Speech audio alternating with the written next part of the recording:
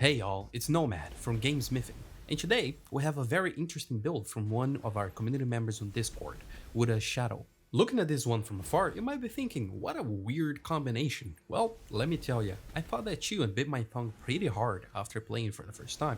Don't let the appearances fool you on this one, fellow Void Hunter. This apparently weird combination of skills can take you very far on your endless games. Even with max curses enabled, if you're able to draw the luck to get what you need to set it up, of course.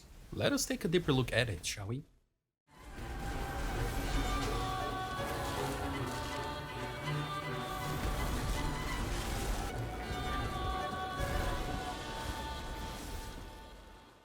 This build is going to offer you everything that you need to survive high-end curse gameplay or to survive for a very long time on normal matches as well, with zero curses enabled. The main pillar that makes this build do giga damage is the skill Light Beam. It truly is going to do some ridiculous amount of damage once you get it going. Light Beam can be unlocked via achievements, more specifically this achievement right here, and is available via tags after that. Our second ability with a great damage potential is Heroic Strike. Although this is in the original build guide, I personally like to fill this a lot with other skills. Just like with pretty much any build in Soulstone Survivors, there are hundreds of possible combinations that can be weaved into any build for your own personal twist to it. My personal favorite skill to pick here instead of Heroic Strike to fill this slot is the skill Beacon of Light. I'm lazy, okay? It's a great AoE skill that deals damage around you in a big area and also provides you with a little bit of an extra defensive layer, applying the Confused buff to enemies. Beacon of Light does have a special unlocking condition as well, but it's a pretty easy one. You must have Prestige 5 with the Paladin to have access to the skill via tags, which should be an automatic unlock since we also need Prestige 20 for another skill that we're picking up, Exorcism. Moving on to our utility skills, our chosen main healing skill to endure high-end curse gameplay is Exorcism. This skill is available to you via the Paladin upon hitting Prestige 20 with him, so you might need to grind a little bit before being able to use this build to its full potential. But we try to keep everything as accessible as possible to the players while trying to maintain some sense of progression. Another possible healing option here is the skill Smite, but be aware that you are going to lose a lot of damage in healing. This one is also available to all via tags with no special unlocking conditions. For our more defensive layers, we're going to be looking for a shield wall. I know this isn't exactly the most popular skill of all, but it bakes in a great defensive layer into your characters, and if you're willing to tackle the challenges of high curse gameplay, you are going to need the extra defense layer, and it's hella worth filling slot with this one. For our buffs, we're going to be looking for Scent of Blood to boost our cast frequency as high as we can, to keep our skills running for as long and as often as possible. And our final skill slot is going to be another buff, which is Might. This buff is going to up our damage by 50% for 10 seconds, which is quite a significant boost.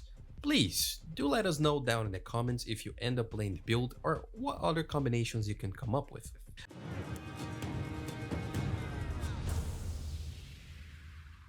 For passives, we are going to be looking for a potency on our Scent of Blood and Shield Wall, and for multicast or cast frequency on our heals until we feel comfortable just face tanking things, so prioritize those if they show up. On the other hand, our second priority here is to up our crit chance and or crit damage as well, because heals can crit, which is going to up our survivability into ridiculous levels. This is also going to synergize well with the runes we're going to be picking up. A good strategy to have when choosing upgrades is to try to prioritize rarity if possible. For our ban uses, I personally like to ban Leviathan because I really hate to be slow, but this one I wouldn't ban it since our strategy is to face tank things. It might be a good option to pick this one up, since we won't care much about the move speed loss. An interesting strategy to use for bans could be banning skills that you know you're not going to be picking up, but share tags with skills that you are going to be picking up. This way you're actually going to see the skills that you want to pick up faster, but that's pretty much it for our passives.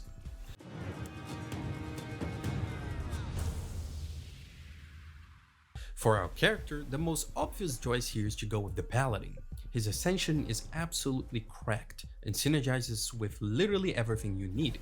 Crit damage, pushback resistance, damage armor, and more. It is absolutely cracked. The weapon I would choose for this is his purple weapon, Dawnbreaker's Mace. It provides us with stats that we want, and we can kinda ignore the minus 10% experience modifier it has.